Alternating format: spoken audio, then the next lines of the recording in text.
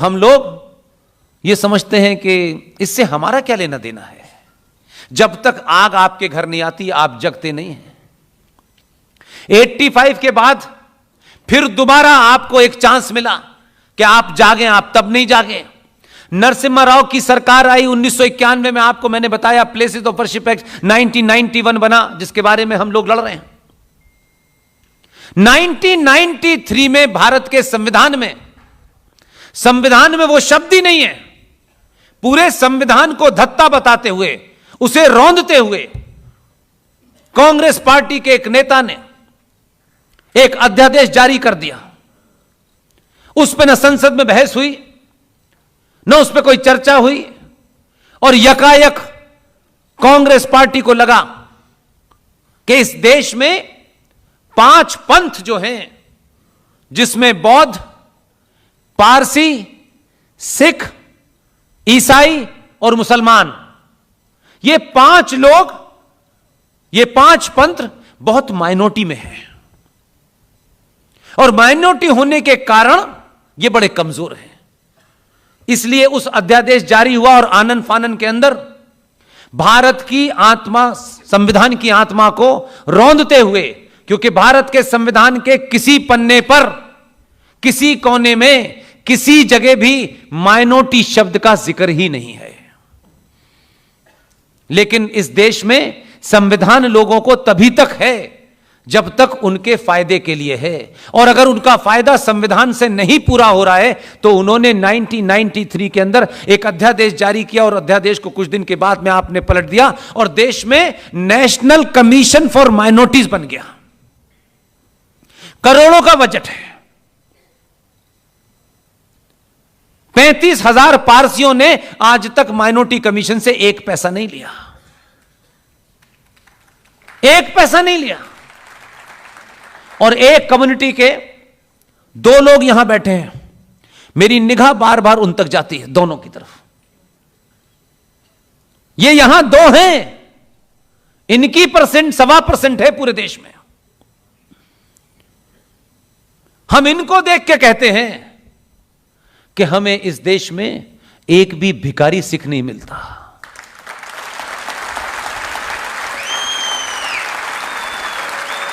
ये 1.25% की पॉपुलेशन गुरुद्वारे में कोई चला जाए उससे जाति नहीं पूछते। रात के 12 बजे भी उस गुरुद्वारे में जो चला गया उसने शांति से भोजन किया, और वो चाहे तो वहीं सो सकता है। इनके मान सम्मान को तोड़ने के लिए, क्योंकि इस देश में एक प्रधानमंत्री की हत्या हो गई, उस हत्या को प्रचारित किया गया, और 3 मूर्ति के अंदर पूरा षड्यंत्र हुआ, और सोच समझ के हुआ।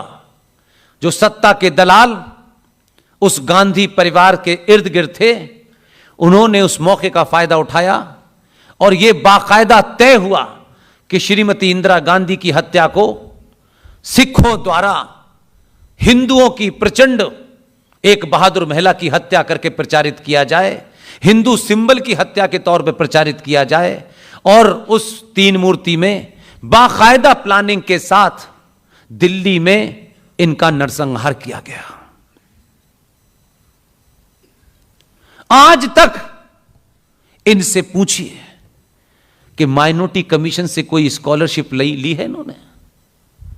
ये वो लोग हैं जो हजारों करोड़ों लोगों को देश भर में, हो सकता है इनके बीच में से कुछ लोग दीवाने हो गए हों आजकल, कुछ कनाडा जाके कुछ पंचर वंचर जोड़ के पैसे ज्यादा कमा लिए हैं उन्होंने, उनकी बकवास चल रही है, वो तरह तरह के ड्रामेबाजी करते रहते हैं। लेकिन ये भी कुछ भी कर लें, उस सत्य को नहीं झुठला सकते, किसी कीमत पे नहीं झुठला सकते कि बंदा बहादुर पहले कौन था। यह भी ब्राह्मणों के परिवार से निकल के गए और सनातन की रक्षा के लिए उन्होंने कड़ा पहना। किसी पार्टी ने, किसी संगठन ने अपने स्वार्थ के लिए इनके साथ बुरा व्यवहार करा, किसी पार्टी ने किया, लेकिन उसको पूरे राष्ट्र के सर पे ऊपर मढ़ दिया गया। इसलिए कुछ लोग मिसगाइड हो गए, कुछ लोग बाहर चले गए। अब वो तरह तरह की बातें करते हैं। गुरु ग्रंथ साहब के अंदर 800 से ज्यादा बार भगवान राम का नाम आया है।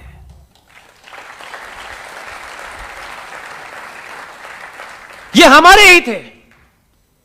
इन्होंने इस्लामिक आतंकवादियों को, आताताइयों के से लड़ने के लिए बड़े लड़के ने ये 5 चीजें पहनी, और इन्हीं का पुरुषार्थ है कि इन्होंने और इनके बच्चों ने आताताई उस इस्लामिक जिहादी टायरेंट के सामने गुरु गोविंद सिंह के 4 पुत्रों में से 2 पुत्र चमकौर के युद्ध में धोखे से मार दिए गए। एक 9 साल का जोरावर सिंह और एक 6 साल का साहबजादा फतेह सिंह। उन दोनों बच्चों को इस्लामिक रूलर के आदेश के तहत कहा गया कि अगर अपना मजहब बदल के इस्लाम कबूल कर लोगे तो जान बख्श दी जाएगी। यह कोई हजारों साल पुराना इतिहास नहीं है मेरे भाई। उन बच्चों से वजीर खान ने कहा, तलवार हाथ में लेकर के, आप पंजाब जाइए, सब कुछ लिखा हुआ है। कहा कि इस्लाम कबूल करोगे तो जान बख्श दी जाएगी। 6 साल का जोरावर फतेह सिंह, उसने पूरी ताकत के साथ आंखों में आंखें डाल के कहा, वाहे गुरु के अलावा किसी को नहीं मानता।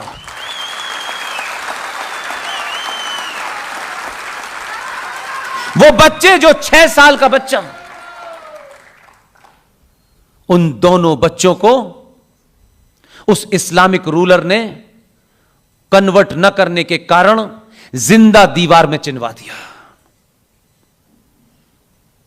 उन बच्चों की मृत्यु हो गई, और इस मौत की खबर बच्चों की दादी गुर्जरी देवी को जब पता चली, वो सदमे से उनका देहांत हो गया। और आज भी वो इतिहास के सारे पन्ने मौजूद हैं।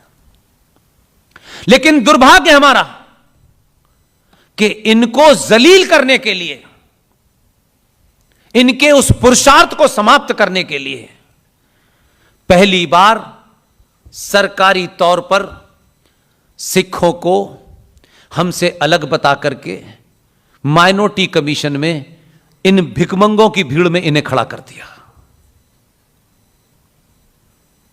और कहा कि इन्हें सरकार की कुछ मदद जरूरत है। ये वो लोग हैं जो सरकार की मदद करते हैं, इन्हें सरकार की मदद नहीं है। और 5 पंथों को आपने माइनॉरिटी कमीशन में डाल दिया, और 2006 में इस देश की सबसे रिच कम्युनिटी,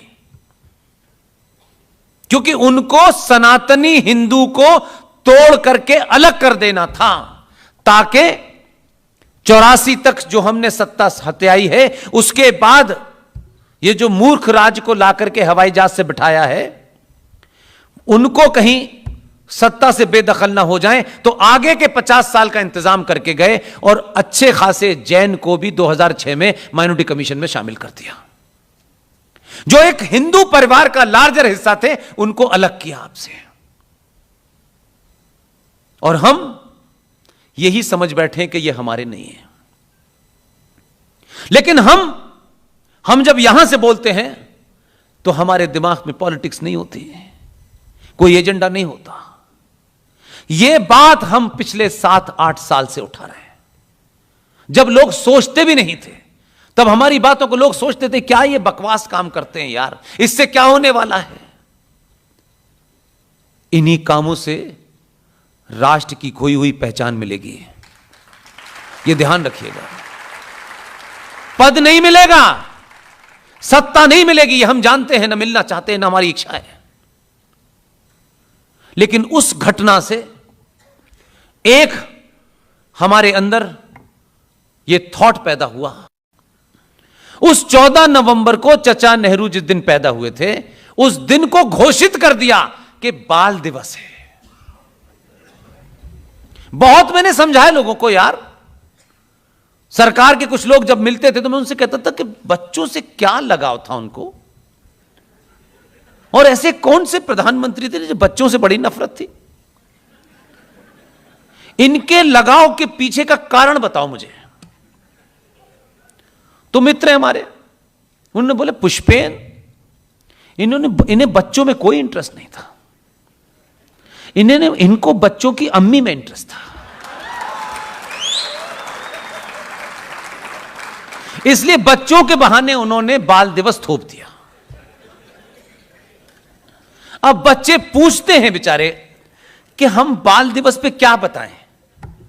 चाचा नेहरू के किस्से तो सार्वजनिक नहीं है, कौन कौन से किस्से बताएं, और क्या हम वही बने? तो वो बन रहे थे बेचारे।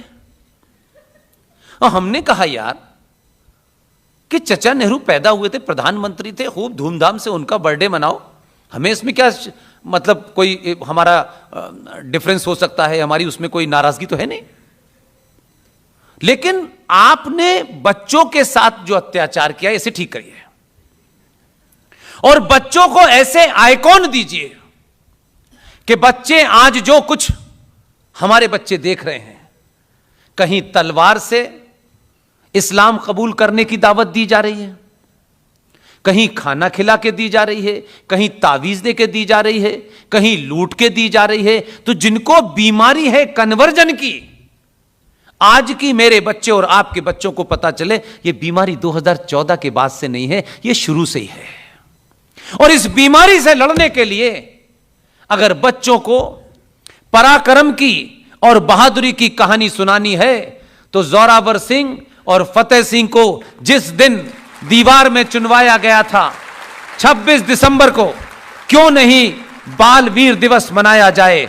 यह बात हर सभा में बोला, जहां मुझे 2 दिखे तब भी बोला, जहां नहीं दिखे तब भी बोला, और इतना बोला कि आज यहां आने से पहले 2 महीने पहले भारत की सत्ता के शीर्ष पे बैठने वाले ने 26 दिसंबर को बाल वीर दिवस घोषित कर दिया है।